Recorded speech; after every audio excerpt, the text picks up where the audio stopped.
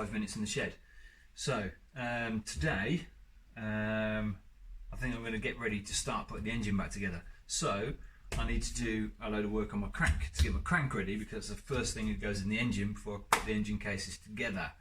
So yeah, so basically today I'm going to be playing with my big end, maybe my small end as well. I'll see if I get that far.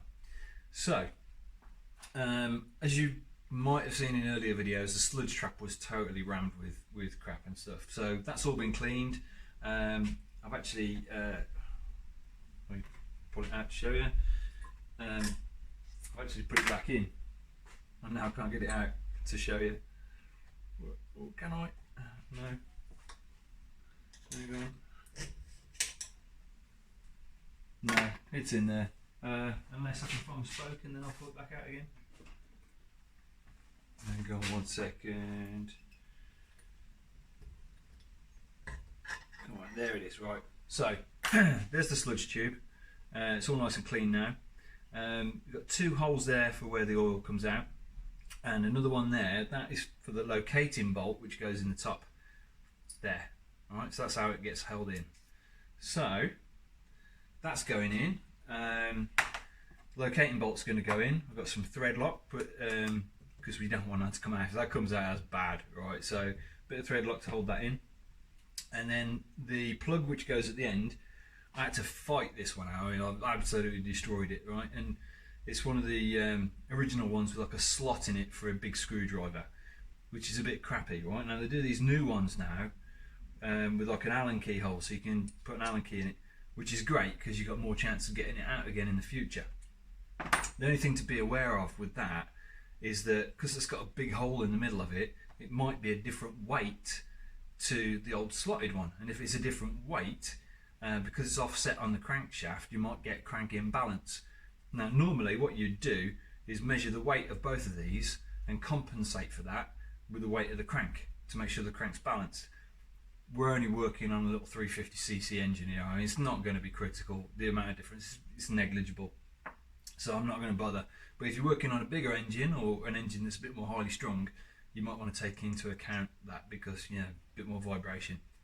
So I'm going to put the crank tube in, thread lock the bolt in, then thread lock this in as well, because I don't want that coming out. Put a bit of thread lock on it, and then just pin the end over a bit with a centre punch so it doesn't come out again. So yeah, big end time.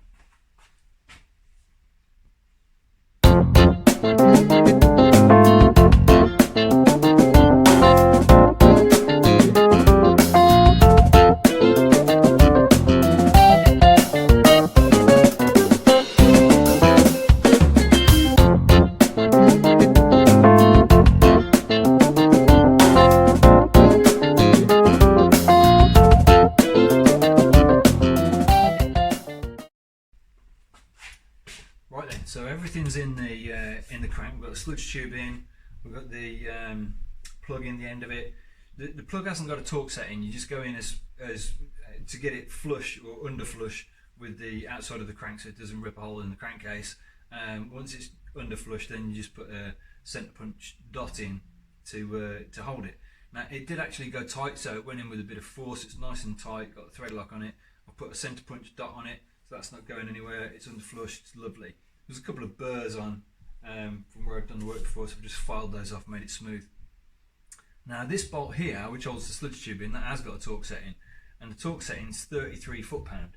Alright, or 33 pounds per foot, which is approximately in metric 43-ish Newton meters, or 27 furlongs, or 16 leagues, or something like that. So I've got a torque wrench, set it to 33 foot-pound. I've got my socket, which I didn't have the right size because this is a 3/8, not ½ inch. So I've got a ½ inch to 3/8 reducer on that, so that's in there. And I've got to put 33 foot-pound on that bolt. I think it's 33 foot-pound anyway. That's what it says in my book. If it feels bad, I might stop, but we'll see. All right. So just torque that down. I'd only put it in finger tight. a bit tighter now, getting a bit tighter. Better angle.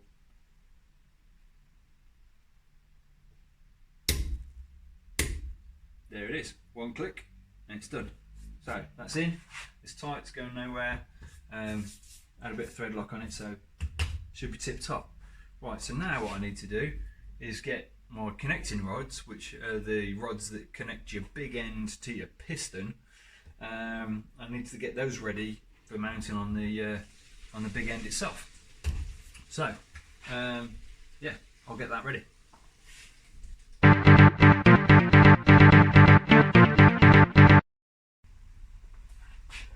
Right then, small ends.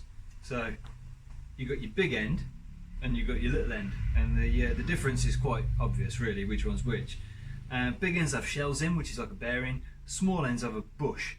Now when you've got when your small end and your bush come together, and sometimes it's fairly easy to slide one out of the other, but in this case they're not, right?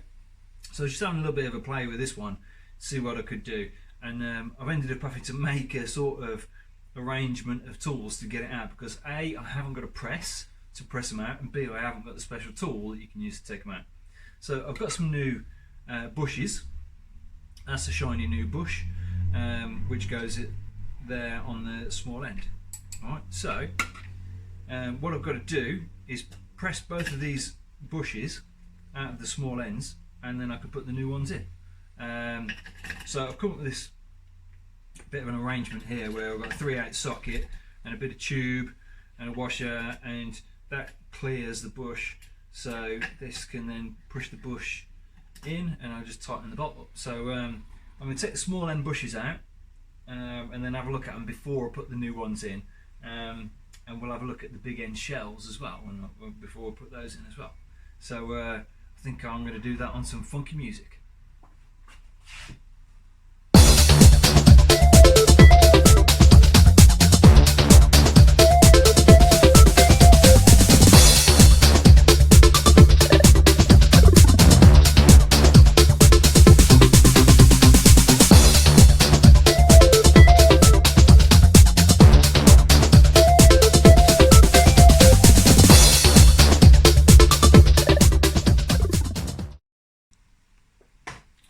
Right, so I've got the bush out.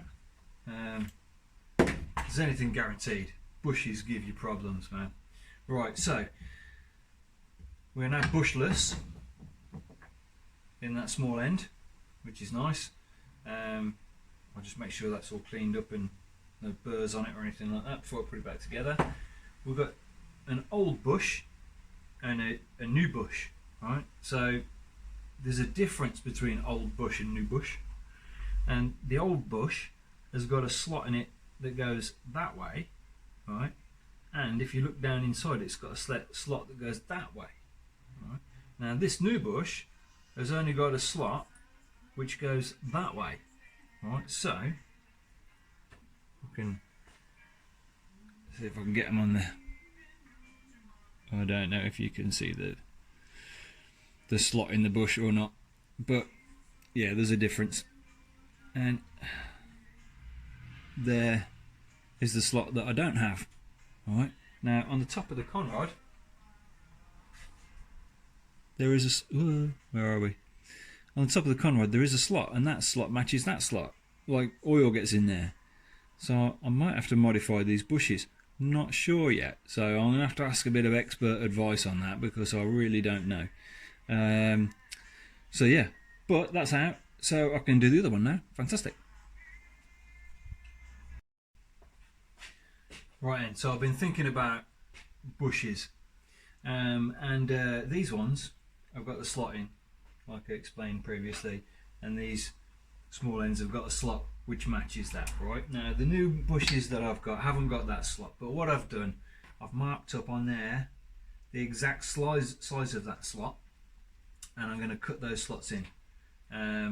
Because I think if you've got a hole in the top of the small end, then you want lubrication coming down to the bush, and we do like a nicely lubricated bush. So I'm going to get the Dremel out, I'm going to cut these, and we'll see how we get on.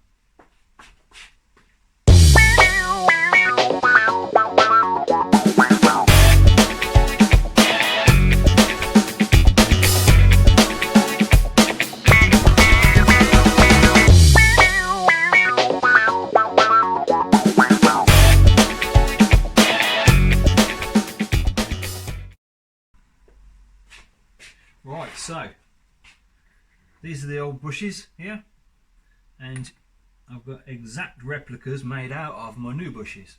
So get these a bit closer.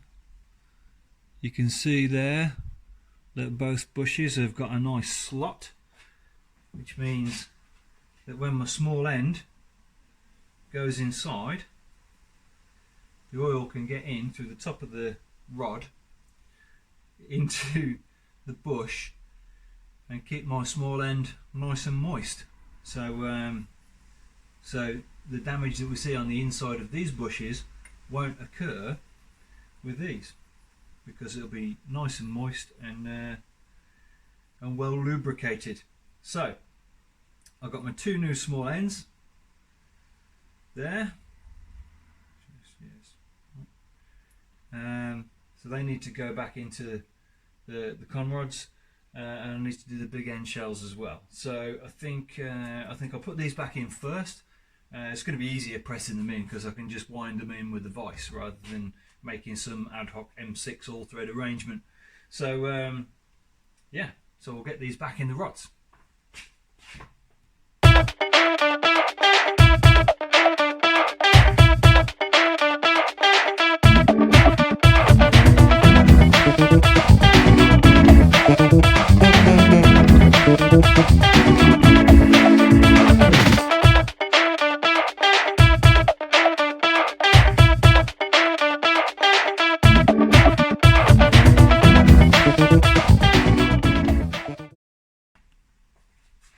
Right then, so small ends are in on both of those, very nice.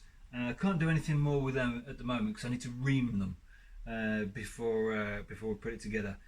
If you put new small ends in like that, you're squashing stuff in, into the rods, and what you need is to give them a damn good reaming before you put your small end in. So that needs to be done before we carry on, before I put the pistons on anyway. So big ends, right? Now big ends do have a bearing, but it's not a ball bearing. It's like it's a hard bearing, solid bearing, right? We'll call them big end shells, right? So these big end shells, oh, right, that's tight. Get it out in a minute. Right, these big end shells, you have to match the size of the shell to your crankshaft. Right, now on this engine's seen a bit of action, way more action than I thought originally. So, oh, come on. Get that the right way up there. Right then, so these big end shells, they're the big end shells here, right, which is the bit inside of the big end of the conrod. Right, now these ones are quite thick. Looking at them, these have been undersized by 40 thousandths of an inch, right, which is 40 thousandths of an inch is about to 2 millimeters. 2 millimeters, 20,000, well, yeah, about, yeah, 40,000, 1 mil. Yeah, so the 1 mil undersized diameter on the crankshaft. Right, so the crankshaft has obviously been machined down because someone's wrecked it in the past. So I've got some 40 thou under shells here, new ones. There they are, lovely jubbly. And what we need to do is take these ones out and replace them. So these should just pop out with a little screwdriver, like that. There we go. So on these there's a little little bent bit, right, on there, which shows where they go on the other bit, stops them moving around and stuff, right? So let's just have a look at these before, right? So I'll show you these, right? If you can catch that in the light, you can see the inside there, it's got a big old gouge score mark around it. Now the oil feeds the middle of these. Oh, focus the camera, come on. The oil feeds the middle of these, and obviously the oil's come through with crap in it, and it's ruined the shells. Now the crank surface is actually pretty good, but the shells are knackered, right, which is why I've ordered new shells. So we've got that there. What we want to do is put the new one in. Just clean that up. Doesn't need to be any oil on the outside of that. Get these new shells.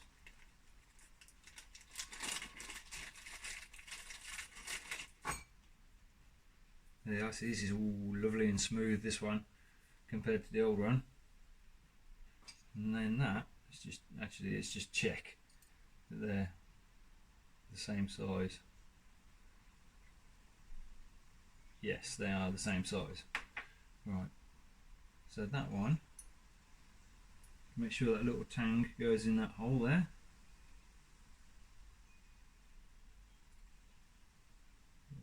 Push in, like that, and we're in.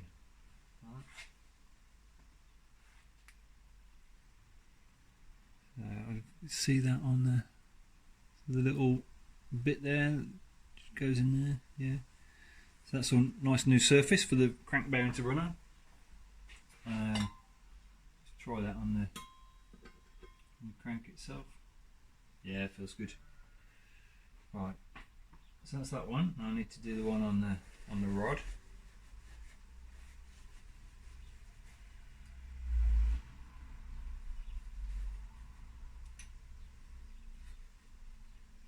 Out of the way. There we go.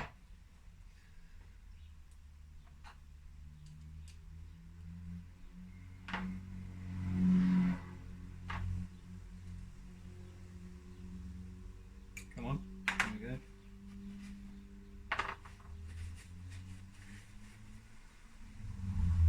Make sure that little slot's cleaned out there so we don't get any muck in it. That bolt needs to come out really. There you go.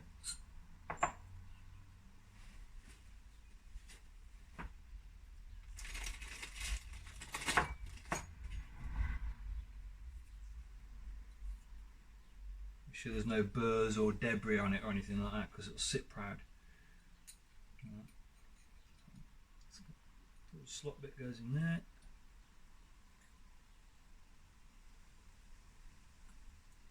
Push that in there.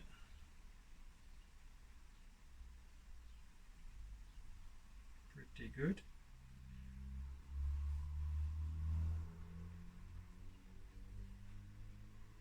Not quite flat.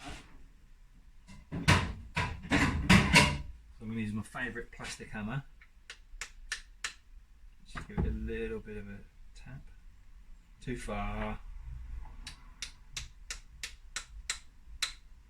You want those dead flat with each end of the conrod. When you tighten the conrod bolts up, it'll pull it straight, but it's nice to start with it in the right place.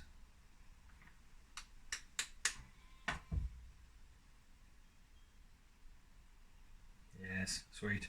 Right, so that then should give us a nice perfect circle to go around our conrod. I'm just going to try that on.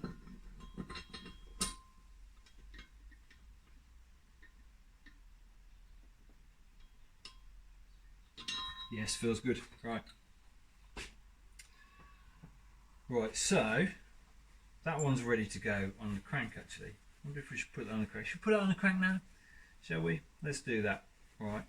So I've measured these bolts and these bolts haven't stretched beyond their serviceable limit, right? Which is good because they can. All right, so they're in pretty good nick. So we'll have those back in. There we go. You have to just drop them in, they don't fit, and then you turn them around and then they slot in. Like the heads are kind of off centre to hold them still. Right? So that's ready to go. So what we need is a big end backing device.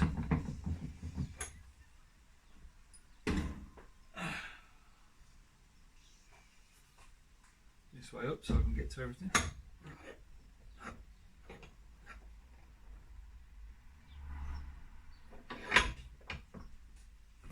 With my super soft jaws. Right. Now, this one I know came from the primary drive side, right? And I've tried to keep them the same side from where they came, not very much on purpose. Right? So we're going to get a bit of oil.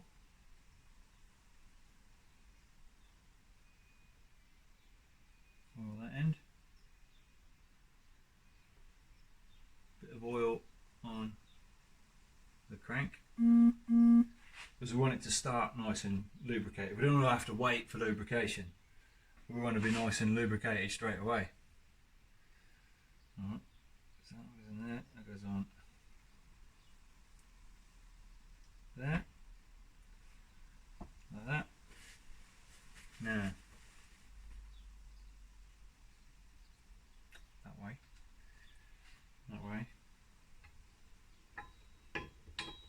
drop that in there, and that on there.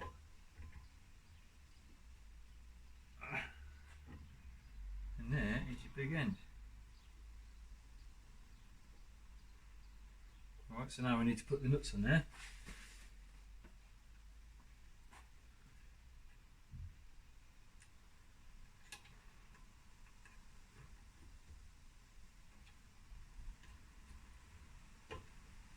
Right, super important how you tighten these.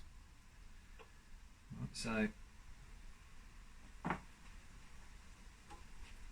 just pull them both down so they're seated.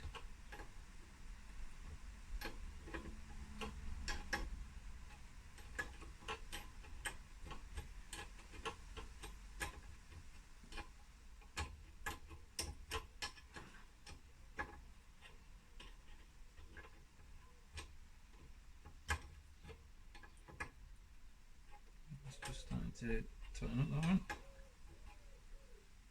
Just going to turn that over so I can see what's going on.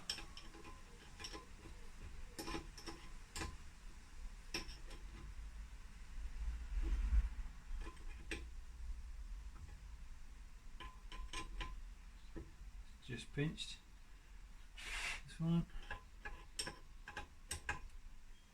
That's just pinched as well. There should be no up and down play, no side to side play. Get a little bit up and down side to side, that's no problem at all. It's the up and down we're worried about. Try that, no, it's fine. Rotates round nicely, lovely. Right, so I'll pull them up a little bit tighter.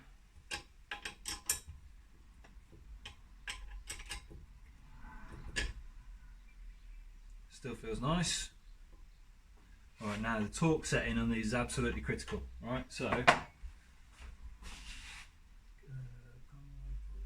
27 foot-pound on those.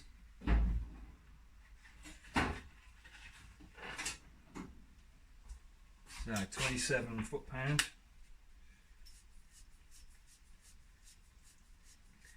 Well, when you put your torque wrench away as well, remember to unwind it all the way, loose as possible.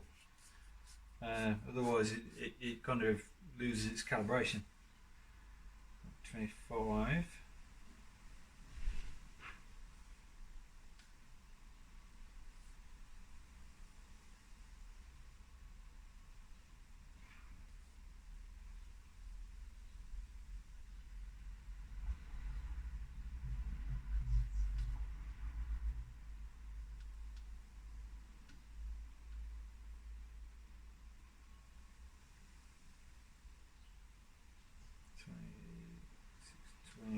Seven. 27 foot-pound. There we go. Right, so need a socket for those. I think it's this one. Is it this one? Yes. Same as before. So 27 foot-pound on each one. Alright. So just going to pull them both at the same time, so we don't over torque one side more than the other.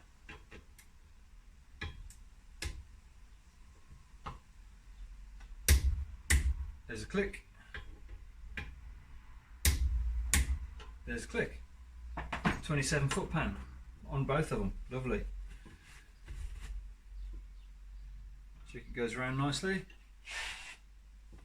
Ooh, that feels good. No play. Now I just need to do the other one.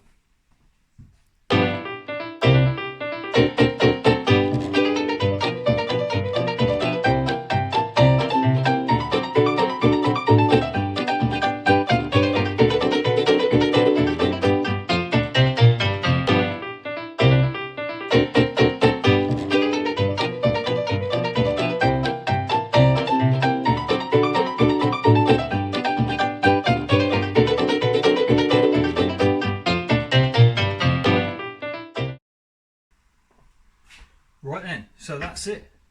The heart of the engine, bottom end. So bottom end, big end, small end, and bushes are all there, nicely lubricated. No play in them, all ready to go. So there we go, there's the big ends. All ready to push some pistons up and down. Fantastic. Brilliant. That's a nice milestone, that is. Next job is to take the big end, put the crankcases round it, and we'll start building the engine. On the home straight now, this is it, broke the back of it. Fantastic, exciting point. Like and subscribe, join me next time.